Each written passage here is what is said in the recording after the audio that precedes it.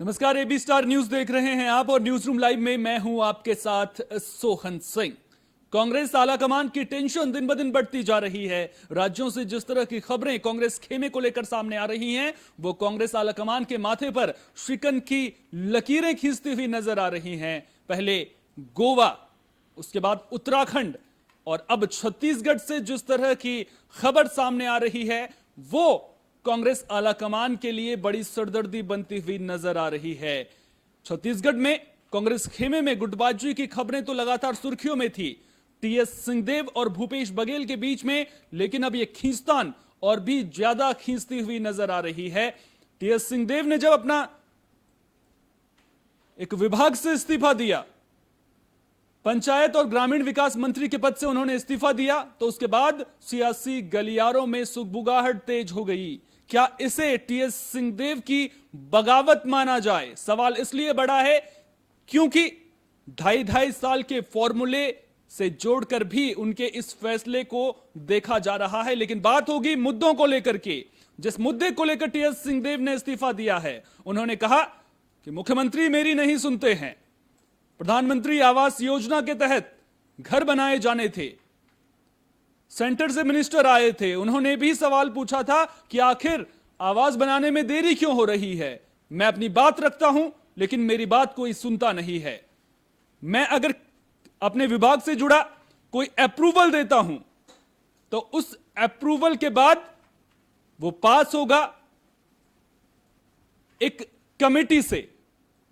मुख्य सचिव की अध्यक्षता में कमेटी बनाई गई है, जिसमें और सचिव भी हैं। जब वो मुहर लगाएंगे तो फिर उस अप्रूवल को वहां से अनुमति लेनी जरूरी होगी।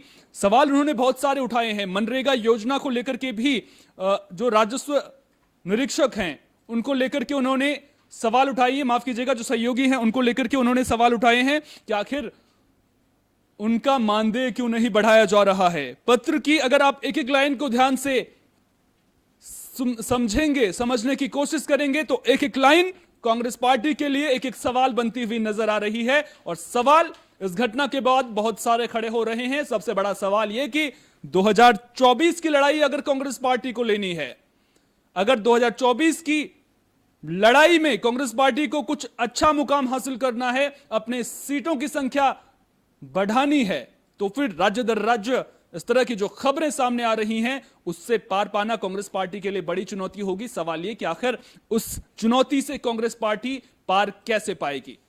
अब खबर छत्तीसगढ़ से बड़ी यह आ रही है कि विधायकों ने, मंत्रियों ने टीएस सिंहदेव के खिलाफ अनुशासनात्मक कार्रवाई की मांग की है। बाकायदा पत्र लिखा गया है आलाकमान को। यह कहा गया है कि जो कुछ भी टीएस सिंहदेव ने कहा वो पार्टी के हित में नहीं था, उनके खिलाफ अनुशासनहीनता को लेकर के कार्रवाई की जानी चाहिए। दूसरी तरफ टीएस सिंहदेव वो भी आलाकमान से वक्त मांग रहे हैं, वो भी अपना पक्ष रखना चाह रहे हैं। यानी कि अब लड़ाई एक बार फिर से दिल्ली पहुंचती हुई नजर आ रही है और दिल्ली में घमासान होता हुआ नजर आ रहा है। लेकिन बड़े अपडेट इस खबर से जुड़े ग्राफिक्स के जरिए हम आपको दे देते हैं, आपको बता देते हैं ग्राफिक्स के जरिए कि आखिर क्या कुछ अपडेट ज्यादा नजर आ रहे हैं। तो लड़ाई अब दिल्ली पहुंच रही है, लेकिन टीएस सिंहदेव नाराज क्यों है, यह अपने आप में सबसे बड़ा सवाल है। और यह सवाल इसलिए बड़ा है क्योंकि इस सवाल के पीछे कांग्रेस की लड़ाई सुलझेगी या नहीं, यह कहीं ना कहीं कांग्रेस आलाकमान को सोचना होगा। बघेल समर्थक विधायकों ने टीएस सिंहदेव के खिलाफ मोर्चा खोल रखा था। कई मौकों पर अपने ही विभाग की बैठकों से टीएस सिंहदेव को दूर रखा गया था, जिससे भी वो नाराज नजर आ रहे थे। तो क्यों नाराज हैं वो हम आपको बता रहे हैं, ग्राफिक्स के जरिए आपको समझाने की कोशिश कर रहे हैं। 2.5 साल सीएम का फॉर्मूला लागू ना होना क्या मुख्य वजह थी, ये भी मंथन की बात है, चिंतन की बात है। टीएस सिंहदेव को लगातार हाशिए पर डालने की कोशिश क्या छत्तीसगढ़ में हो रही थी, यह भी अपने आप में बड़ा सवाल है। और इस सवाल का जवाब मिलना बेहद जरूरी है। कुछ और ग्राफिक्स प्लेट्स भी हम आपको दिखाते हैं। टीएस सिंहदेव ने क्या आरोप लगाए हैं, कई बार अनुरोध किया, लेकिन सीएम बघेल ने उनकी बात नहीं सुनी। यह बड़ा आरोप उन्होंने लगाया है। फोन की घंटी बजती रही, लेकिन सीएम बघेल ने उठाना जरूरी नहीं समझा। यह आरोप टीएस सिंहदेव ने लगाया है। पंचायत और ग्रामीण विकास विभाग में काम की स्थितियां प्रतिकूल थी, यानी कि मैं मंत्री भले ही विभाग का था, जिम्मेदारी मेरी बनती थी, लेकिन काम नहीं कर पा रहा था। प्रधानमंत्री आवास योजना के तहत आवास निर्माण पर सरकार ने ढुलमुल रवैया अपनाया। अब इसके पीछे की वजहें क्या थी, क्यों ढुलमुल रवैया अपनाया गया, यह अपने आप में विचारणीय विषय है। कई बार सीएम से धनराशि देने की मांग की, लेकिन मुख्यमंत्री ने इस और ध्यान नहीं दिया। क्या दूसरे कामों में मुख्यमंत्री इतने ज्यादा बिजी थे कि उन्हें टीएस सिंहदेव की मांग नहीं सुनाई दी? छत्तीसगढ़ के करीब 8 लाख लोगों के लिए आवास नहीं बनाए जा सके, ये वो बड़े आरोप हैं जो टीएस सिंहदेव ने सरकार पर लगाए हैं, सरकार की कार्यशैली को लेकर सवाल उठाए। और एक और बड़ा आरोप, रूल्स ऑफ बिजनेस के खिलाफ मुख्य सचिव की अध्यक्षता में सचिवों की एक समिति का गठन किया गया।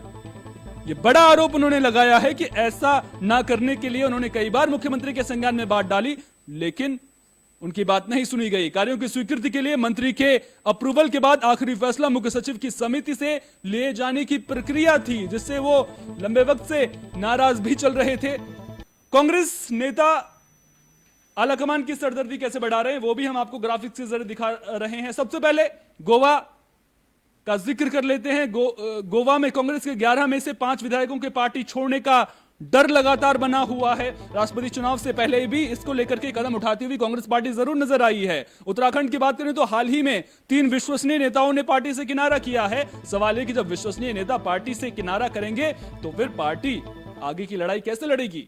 हरक सिंह रावत हरीश रावत पर लगातार सवाल उठा रहे हैं, उनके राजनीतिक करियर को लेकर सवाल पूछते हुए नजर आ रहे हैं। यहां पर भी गड़बड़ झाला उत्तराखंड में भी कांग्रेस खेमे में नजर आ रहा है, और इस गड़बड़ झाले से पार पाना कांग्रेस पार्टी के लिए बड़ी चुनौती बनता हुआ नजर आ रहा है। राज्य दर राज्य ये लिस्ट लंबी होती हुई नजर आ रही है, और जिस तरह से ये लिस्ट लंबी हो रही है वो कांग्रेस आलाकमान के लिए टेंशन की वजह बनती हुई नजर आ रही है।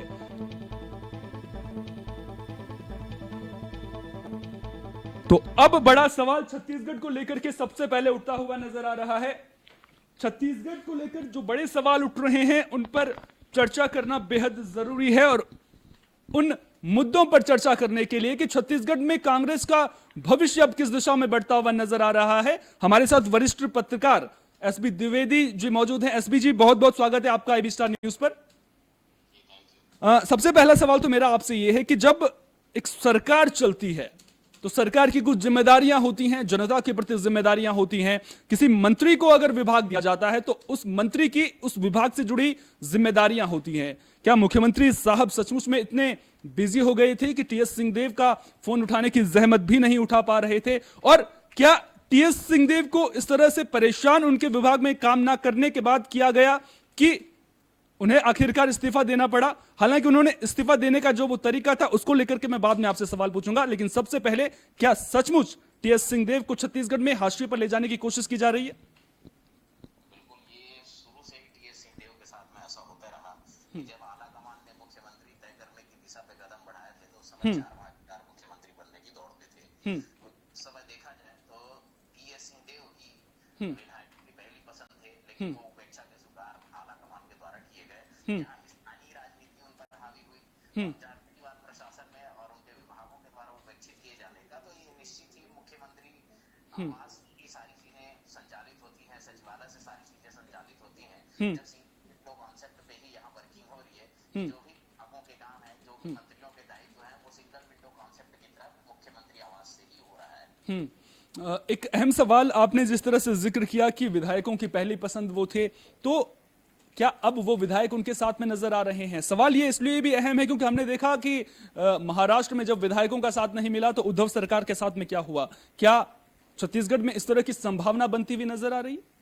इस तरीके की सुखवाहट तो कहीं न कहीं नजर आ ही रही है। जिस तरीके से वर्किंग हो रही है छत्तीसगढ़ में, काफी स्थानीय विधायक हैं जो मुख्यमंत्री के खिलाफ दबे हुए जुबान पे कहते नजर आ रहे हैं, लेकिन खुलकर किसी के कहने के आने की संभावना नजर नहीं आ रही है। कोई खुलकर सामने नहीं आ रहा है, लेकिन बातें ऐसी नजर आ रही है कि अंदरूनी तौर पे मतलब उनके भी काम नहीं हो पा रहे हैं। अच्छा, एक बड़ा सवाल यहाँ पर जिस तरह से आपने जिक्र किया कि संभावनाएं नजर आ रही हैं, लेकिन दूसरी तरफ 61 विधायक और मंत्री पत्र भी तो लिख रहे हैं टीएस सिंहदेव के खिलाफ कार्रवाई की मांग करें, तो इसकी संभावनाएं तो फिर कहीं ना कहीं दरकिनार होती हुई नजर आती हैं। अगर ऐसा है तो अगर विधायक और मंत्री ही कार्रवाई की मांग करें, जिस तरीके से यहाँ पे विधायकों के द्वारा जो पत्र लिखा गया है कि अनुशंसात्मक कार्रवाई के लिए, पार्टी की अनुशासनहीनता की कार्रवाई के लिए, तो इस तरीके से यदि देखा जाए तो आला कमान ने उनको कई प्रकार से विभिन्न, मतलब आप देखें राजस्थान पे आप अरुणाचल प्रदेश पे और हिमाचल प्रदेश पे, अभी उनको हिमाचल प्रदेश का और इधर का प्रभारी भी बनाया गया बिल्कुल है। बिल्कुल। तो आला कमान का उन पर पूर्ण भरोसा है। और जिस तरीके से उन्होंने यहाँ पे छत्तीसगढ़ चुनाव पे जो घोषणा पत्र तैयार किया था, उस घोषणा पत्र का सारे देश पे अमल किया गया। इसलिए कहीं न कहीं वे एक जवाबदार अपनी पार्टी के प्रति हैं, और वो आला कमान के भी उतने ही मतलब करीबी माने जाते हैं जितना कि सीएम भूपेश बघेल माने जाते हैं। ये कहीं न कहीं आके ये मामला वहां पे अटका हुआ नजर आता है कि जो 2.5 साल का फार्मूला था, वो 2.5 साल के फार्मूले में कुछ मतभेद या आला कमान के द्वारा कुछ ऐसी बातें कही गई जिसके तहत क्या है कि वो दबी रही, लेकिन कार्यकर्ताओं के द्वारा इस मामले को बार बार उठाया जाते रहा। इस बीच में जो टीएस सिंहदेव के जितने भी बयान आए, टीएस सिंहदेव ने कभी इस बात को नकारा नहीं कि 2.5 साल का कोई फार्मूला लागू नहीं है। लेकिन ठीक है, आपने जो जिन बातों का जिक्र किया उनको संज्ञान में मैं जरूर रखूंगा, लेकिन मेरा जो मत है वो थोड़ा सा डिफरेंट इस चीज को लेकर के चला जाता है, क्योंकि अगर 2.5 साल का फॉर्मूले को लेकर के अगर बात हुई तो को नजरअंदाज किया गया, ये अपने आप में बड़ा सवाल था। और अगर उन्हें नजरअंदाज भी किया गया, अगर इस तरह की दिक्कतें उनके साथ में थी, तो क्या उन्होंने आलाकमान के साथ में बात की थी? अगर उन्हें विभाग में काम नहीं किया जा रहा था, मुख्यमंत्री फोन नहीं उठा रहे थे, उन्हें आलाकमान से बात जरूर करनी चाहिए थी। उन्होंने किया नहीं की थी या नहीं की थी, ये बड़ा सवाल बनता नजर है। हमारे सहयोगी जुबैर भी हमारे साथ यहाँ पर मौजूद हैं। जुबैर, जिस तरह से सियासत परवान चढ़ती हुई पूरे मामले को लेकर नजर आ रही है, अब विधायकों ने चिट्ठी लिख दी है, मामला दिल्ली पहुंच चुका है, लड़ाई दिल्ली तक पहुंचती नजर आ रही है, और लड़ाई आज की नहीं, लड़ाई बहुत पुरानी है। अब दिल्ली में क्या होता हुआ नजर आ रहा है? पिछली बार भी टीएस सिंहदेव दिल्ली आए थे, उस वक्त तो मना लिया था, लेकिन इस बार मानने के मूड में लग रहे हैं। असल में अगर इस लड़ाई की शुरुआत से जानना चाह रहे हो तो ये लड़ाई जब इलेक्शन जीतकर मुख्यमंत्री पद के लिए दो चेहरे मेरे सामने आए थे, तो तब से शुरू होती है लड़ाई। और ये ज्यादातर अगर एक बार को ये भी कह सकते हैं ये लड़ाई वर्चस्व की लड़ाई है। अब ये लड़ाई गुरूर की बात आ गई है, क्योंकि एक तरफ जैसे कि कई बार लोग ये भी कहते हैं कि 2.5 साल का फॉर्मूला था कि एक तरफ भूपेश बघेल को जो मुख्यमंत्री बनाया गया था तो टीएस सिंहदेव से ये भी कहा गया था, और ये उनको दिलासा दी गई थी कि 2.5 साल बाद शायद आप मुख्यमंत्री बन सकते हैं। इसको लेकर उनके समर्थक और उनके कार्यकर्ता भी दिल्ली में पिछले साल उन्होंने डेरा डाला था और लगातार इस बात को लेकर वो आवाज उठाते हैं। लेकिन इस 2.5 साल के फॉर्मूले की जो प्रतिक्रिया, इस पर आज तक भी भूपेश बघेल को का कोई बयान सामने नहीं आया और कुछ भी नहीं आया। इस तौर पर अभी इतना सियासी जो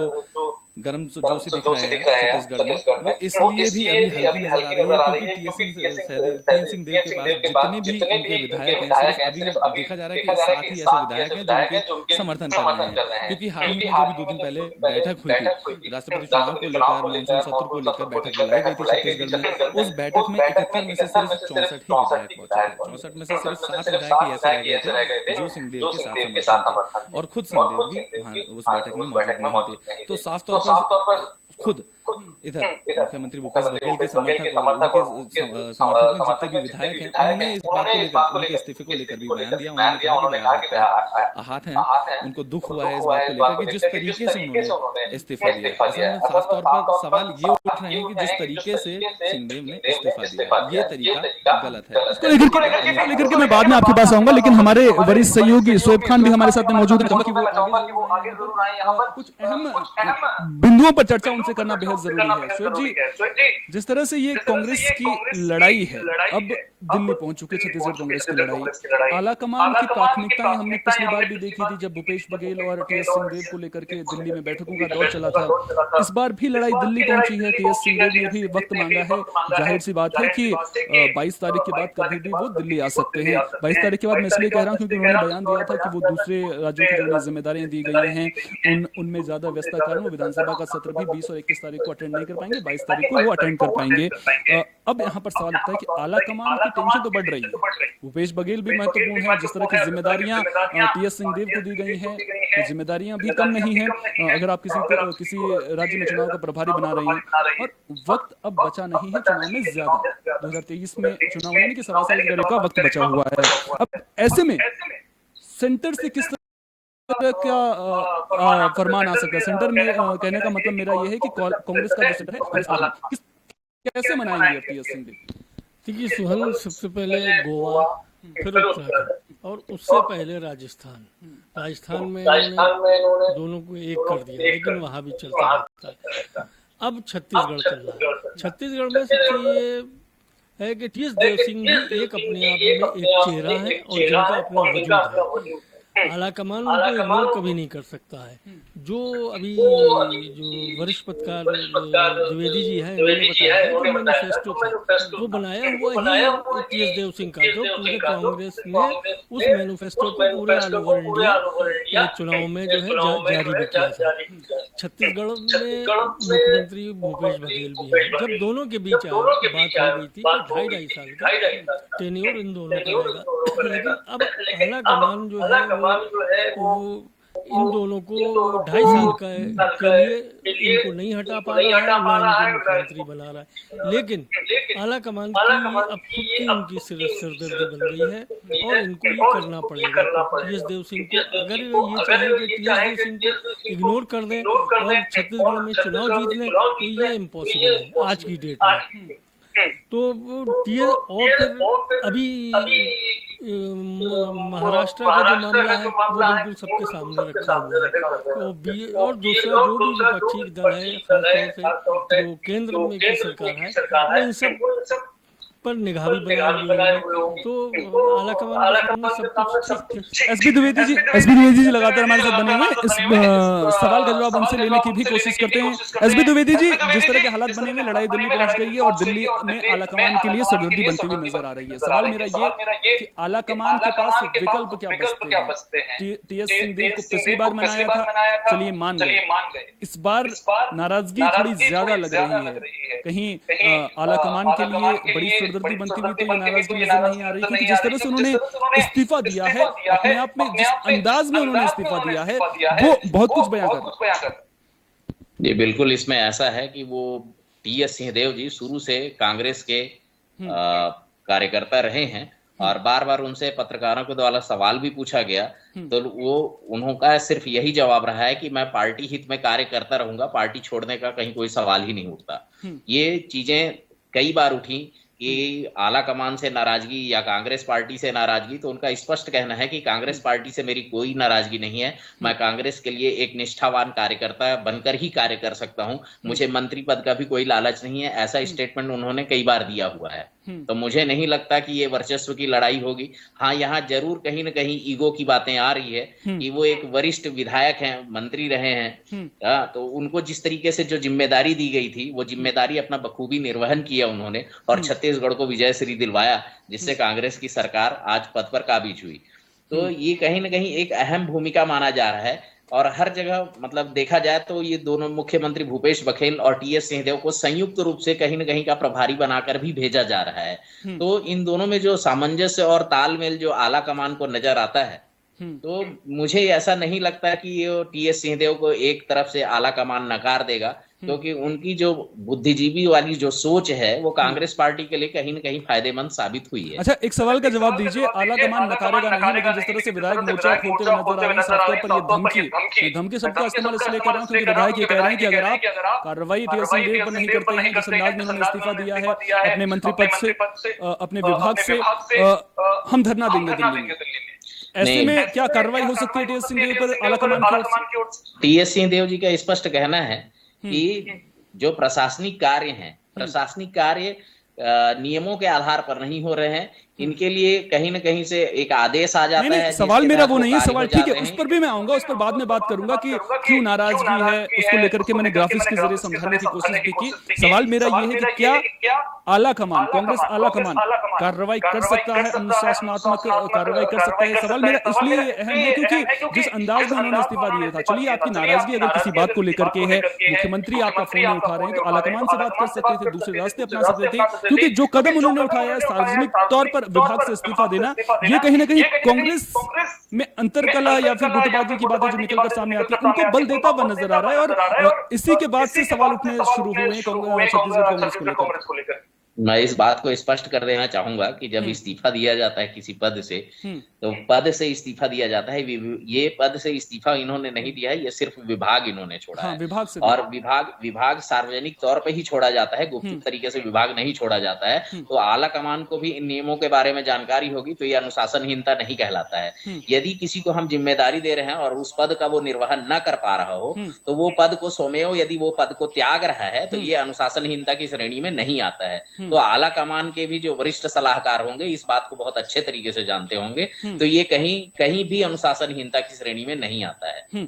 ठीक है, ये अनुशासनहीनता की श्रेणी में नहीं आता है, लेकिन पद छोड़ने से पहले विचार विमर्श क्या उन्होंने किया था? क्या इसको लेकर के कोई इनपुट है आपके पास? क्योंकि अगर विचार विमर्श नहीं किया था, सीधा इस्तीफा दे दिया, मैं विचार विमर्श की बात सीएम भूपेश बघेल से नहीं कर रहा हूँ, आला कमान से, अगर सीधा इस्तीफा दे दिया तो फिर तो कहीं ना कहीं जिस तरह से इस्तीफा दिया है उनके अंदाज को लेकर के सवाल उठेंगे ना?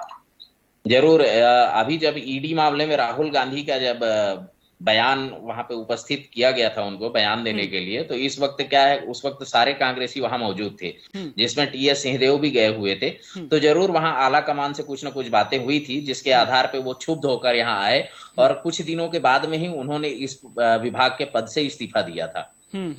ठीक। तो उनकी बात नहीं सुनी गई, कुल मिलाकर बात निष्कर्ष से निकलता हुआ नजर आ रहा है। बात नहीं सुनी गई, उसके बाद ही उन्होंने अपने विभाग से इस्तीफा दिया है। हमारी सहयोगी सपना वर्मा भी हमारे साथ में यहाँ पर मौजूद है। सपना वर्मा, दरअसल कांग्रेस को लेकर के सवाल खड़े हो रहे हैं। कांग्रेस का घटता जनाधार कांग्रेस पार्टी के लिए बड़ी परेशानी बनता हुआ नजर आ रहा है। और अभी जब राष्ट्रपति चुनाव हो रहे हैं उसमें खबरें ये भी सामने आ रही हैं कि 20 जो कांग्रेस के असम के विधायक हैं उन्होंने क्रॉस वोटिंग की, इस तरह के दावे किए जा रहे हैं। कांग्रेस पार्टी से नाराजगी किस बात को लेकर के नेताओं की ज्यादा आपको नजर आ रही है? क्योंकि छत्तीसगढ़ की बात करें तो वो कह रहे हैं हमें काम नहीं करने दिया जा रहा है। उड़ीसा की बात करें तो जिन्होंने क्रॉस वोटिंग की है वो कह रहे हैं कि उन्हें अध्यक्ष नहीं बनाया गया, इसलिए क्रॉस वोटिंग की है, दावा इस तरह का किया जा रहा है, नाराज वो चल रहे थे। कहाँ दिक्कत है कांग्रेस पार्टी? देखिए कांग्रेस में जो जगह चली उसकी वजह है कि नजरअंदाज करना, नजरअंदाज जो किया जा रहा है कार्यकर्ताओं की ओर से, एक दूसरे को नजरअंदाज किया जा रहा है, काम करने नहीं दिया जा रहा है, जिस वजह से जो है आपस में ही जो आपस में है पार्टी के अंदर फूट पड़ती हुई दिखाई दे रही है। आपने इससे पहले गोवा भी देखा कि किस तरीके से वहां पर कांग्रेस से इस्तीफा देने को विधायक जो है उतारू हो चुके हैं। उसके बाद अगर बात की जाए, अगर एक तरफ हम गोवा की बात करते हैं, उत्तराखंड में सेम ऐसी ही सिचुएशन देखने को मिली हमें जब 2 विधायकों ने इस्तीफे दे दिए अपने पद से। तो किस तरीके से जो लगातार है कांग्रेस में खींचातान देखने को मिल रही है। इनकी अपनी ही पार्टी में कलह इसलिए देखने को मिल रहा है क्योंकि यूनिटी नहीं है, यूनिटी की जो यूनिटी होनी चाहिए। अब बात की जाए पीएस देव सिंह की, तो उनके इस्तीफे देने के कारण जो 4 पन्नों का इस्तीफा है उसमें उन्होंने पीएम को साफ तौर पर उन्होंने ये जताया है, हाँ माफ कीजिएगा, सीएम को उन्होंने ये चीज जताई है कि जो 8 लाख मकान बनाने की बात हुई है प्रधानमंत्री की ओर से, तो वो मतलब उन्हें काम नहीं करने दिया जा रहा। तो जाहिर सी बात है जब किसी को काम नहीं करने दिया जाएगा पार्टी में ही मतलब उनको नजरअंदाज किया जाएगा, तो उनका इस्तीफा देना लाजमी है। जारी रखेंगे, लेकिन कुछ ग्राफिक्स आपको दिखा देते हैं कि कांग्रेस पार्टी की परेशानियां क्या क्यों बढ़ती हुई नजर आ रही है। कांग्रेस पार्टी की बड़ी परेशानियां क्या है? 2024 में लोकसभा का चुनाव होना है, उससे पहले जिन राज्यों में विधानसभा चुनाव होने हैं वो कांग्रेस के लिए किसी लिटमस टेस्ट से कम नहीं है। लेकिन चुनौतियां कांग्रेस की क्या है वो ग्राफिक्स के जरिए सबसे पहले आपको समझाने की कोशिश करते हैं। हमारे साथ में वरिष्ठ पत्रकार एसबी द्विवेदी साहब लगातार बने हुए हैं, जिससे भी आगे इनपुट लेते रहेंगे।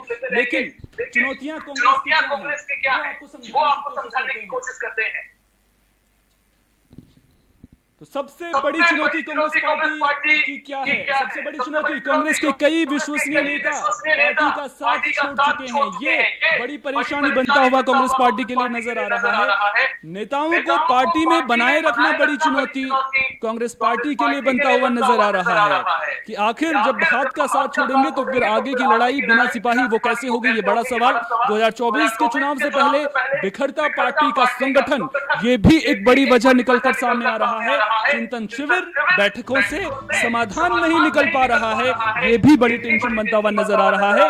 सही मुद्दों पर सरकार को घेर पाने में मुश्किल में कांग्रेस आला कमान नजर आ रहा है। हिंदुत्व के मुद्दे को लेकर के बीजेपी मुखर है, कांग्रेस के पास इस मुद्दे की कोई काट नजर नहीं आ रही है। ये 2024 के प्रक्षेप में मैं आपको इन बातों का जिक्र कर रहा हूं। जिन राज्यों में सरकार है उन राज्यों में अंतरकलह बड़ी परेशानी बनता हुआ नजर आ रहा है। अपने पार्टी के लोग जो हैं वो अलग अलग गुटों में बंटे हुए नजर आ रहे हैं। तो ऐसे में सवाल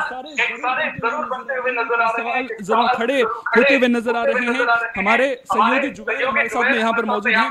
जुबैर, जिस तरह की स्थिति छत्तीसगढ़ में देखने को मिल रही है कांग्रेस खेमे को लेकर के अगर बात करें ओवरऑल, तो अब हमारे लिए कोई नहीं है।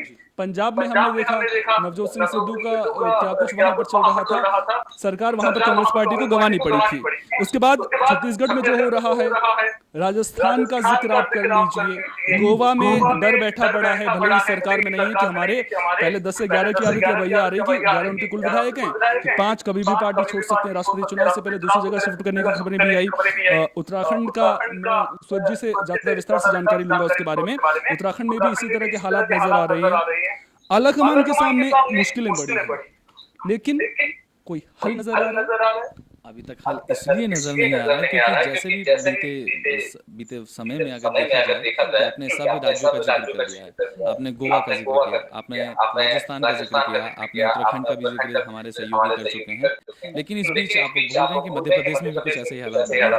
कमलनाथ को आप भूल नहीं सकते हैं, उनकी सरकार जब थी तो उनके साथ भी ऐसे ही तरह के हालात बने थे, क्योंकि ज्यादातर राज्यों में देखा गया है कि जहाँ कांग्रेस की सरकार थी या कांग्रेस की पार्टी राज्य कर रही थी, उसके बाद भी वहां पर अंदरूनी गुटबाजी चालू होती है और उसके बाद विधायकों में आपसी में खींचतान हो जाती है और सरकार गिर जाती है। इस तरीके का अगर हालिया एग्जांपल देखा जाए तो महाराष्ट्र की सरकार में क्या हुआ, महाराष्ट्र की सरकार में ये हुआ कि शिंदे गुट के जो विधायक थे वो शिवसेना के विधायक से अलग हो गए, वो बात बोल रहे थे और खुद मुख्यमंत्री के साथ उद्धव ठाकरे के साथ नहीं थे। इस तरीके के हालात अब छत्तीसगढ़ में भी देखने को मिल रहे हैं, बट अभी इतने हाई लेवल पे वो हालात नहीं पहुंचे हैं। बट आलाकमान के लिए टेंशन की बात जरूर है। आलाकमान को कई कठिन फैसले लेने पड़ेंगे, क्योंकि हाल ही में आपने चुनाव का जिक्र किया, 2020 के चुनाव में आलाकमानों को कई ऐसे फैसले लेने पड़ेंगे कि विधायकों को एकजुट रखा जाए, क्योंकि इस तरीके से अगर जितने भी राज्य हैं इस तरीके से राज्यों के विधायक अगर अलग होते रहेंगे तो जाहिर सी तौर पर वो सरकार और भी जो बनाने वाले राज्य कांग्रेस सोचती है कि आने वाले और समय में वो कई राज्यों में अपनी सरकार बनाए, तो इस तरीके के इन संकेतों से वो नहीं दिखते। मेन बात अगर मैं छत्तीसगढ़ पे आता हूँ तो छत्तीसगढ़ में जब ये 2.5 साल का फॉर्मूला की बात जो उठ रही है, इस फॉर्मूले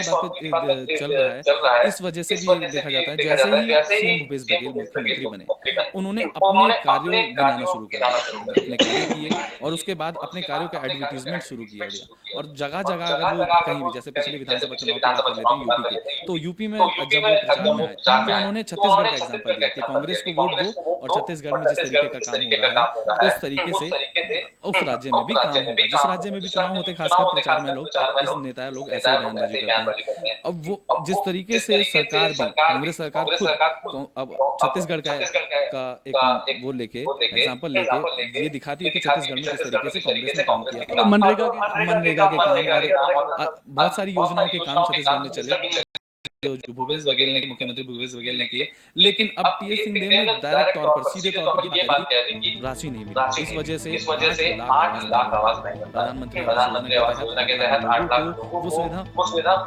पहुंच ही नहीं पाई। इस तरीके के सवालों से कहीं ना कहीं जो समर्थक जो मुख्यमंत्री भूपेश बघेल के विधायक हैं उनमें सवाल करना शुरू हो गया कि मुख्यमंत्री तौर पर इतने अच्छे काम किए गए उसके बावजूद भी वरिष्ठ नेता जो दूसरा मुख्यमंत्री के चेहरे थे वो अब सवाल करने लगे हैं। उन्हीं के सवाल डायरेक्ट और वो खुद मतलब सरकार की कांग्रेस की योजना और राज्य सरकार छत्तीसगढ़ सरकार की योजनाओं पर सवाल खड़े करते हैं। तो ये कहीं ना कहीं बहुत बड़ी वजह बन जाता है कि आलाकमान ये सरदर्दी निकल के आलाकमान के लिए सरदर्दी बहुत बड़ी है और इस सरदर्दी से पार पाना आलाकमान को बहुत जल्द पार पाना होगा, क्योंकि अगर ये सरदर्दी आगे बढ़ती है तो आने वाले वक्त में दिक्कतें बहुत ज्यादा बढ़ सकती हैं।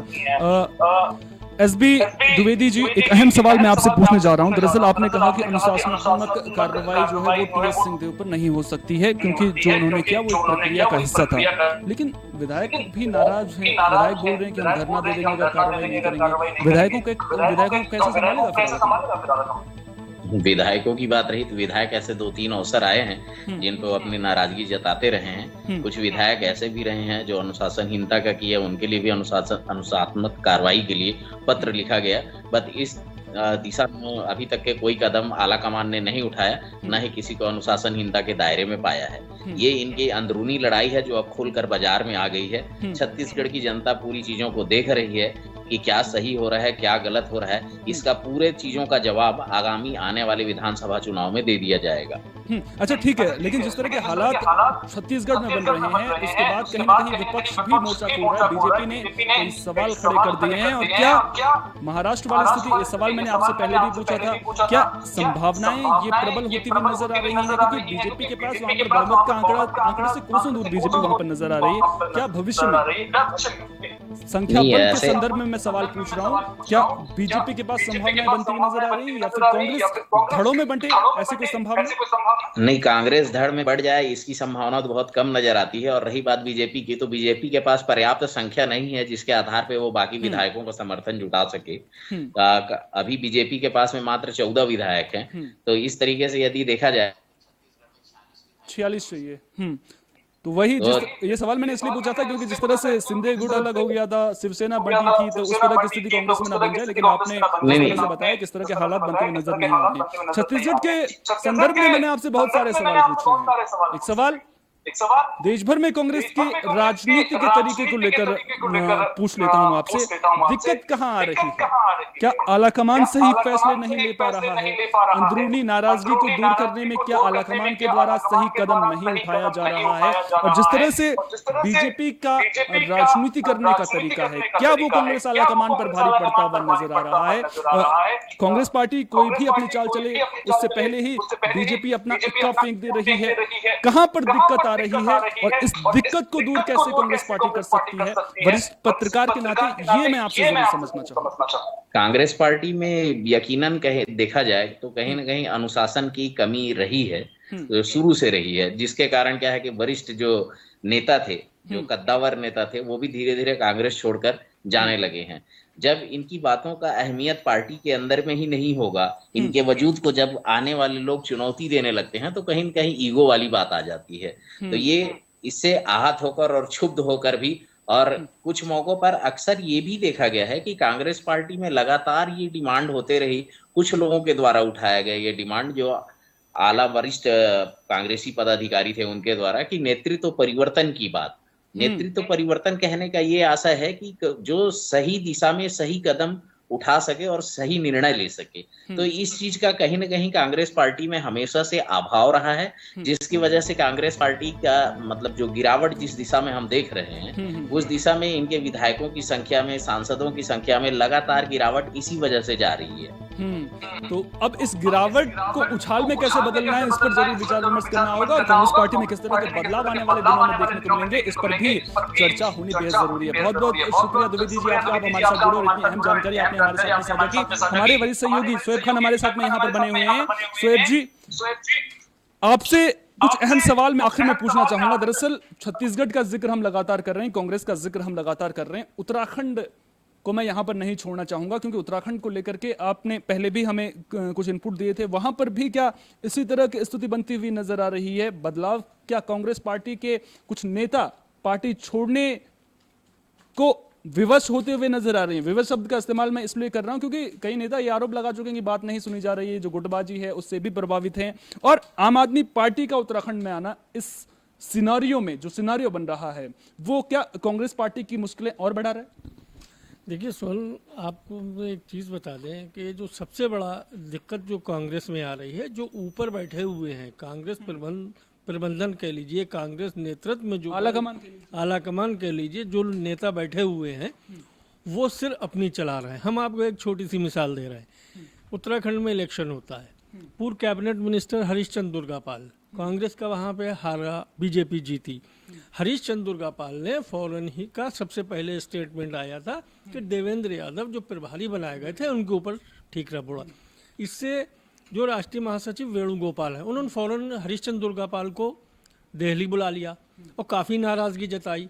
जब उन्होंने अपनी पूरी बात रखी विद आंकड़ों से, तो उनके ऊपर नाराज़गी जताते हुए वेणुगोपाल ने कहा ये तो मोदी मैजिक है जिसकी वजह से नहीं जी पाए। तो उन्होंने एक सवाल किया कि अगर मोदी मैजिक है तो ऊधम सिंह नगर के अंदर मोदी के 3 दौरे हुए, पूरी की पूरी सीटें कांग्रेस निकाल के ले गई, तो वहाँ क्यों नहीं मोदी मैजिक चला?